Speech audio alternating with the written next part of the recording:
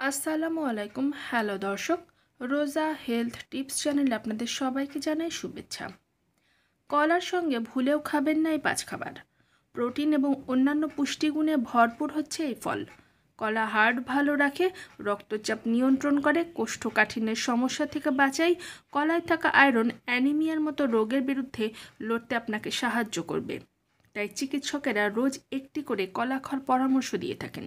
তবে দৈনন্দিন জীবনে এমন কয়েকটি খাবার রয়েছে যেগুলি কলার সঙ্গে খাওয়ার ফলে অজান্তেই ক্ষতিকর প্রভাব পড়ে আপনার শরীরে।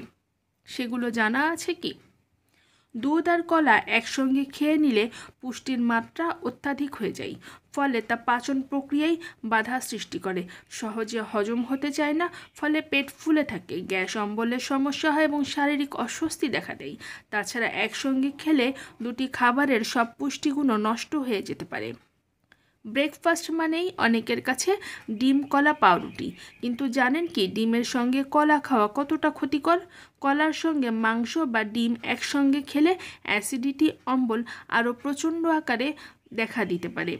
প্রক্রিয়াজাত কার্বোহাইড্রেট যেমন চিনিযুক্ত স্ন্যাক্সের সঙ্গে কলা খেলে রক্ত শর্করার মাত্রা দ্রুত বেড়ে যায় এবং হঠাৎ কমেও যেতে পারে, ফলে খাবার খাওয়ার পরপরই ক্লান্তি এবং পুনরায় খিদের অনুভূতি হতে পারে।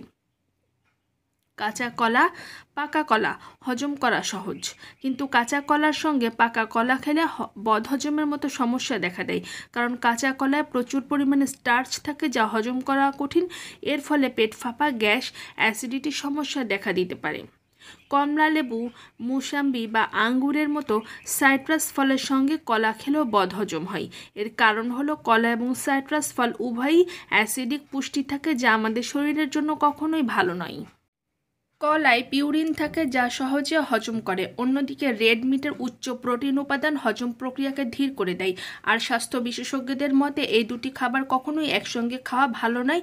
যদি খাওয়া হয় তখন পরিপাকতন্ত্রে গাজন এবং গ্যাস হতে পারে, তাই জেনে শুনে বুঝে আহার করা উচিত।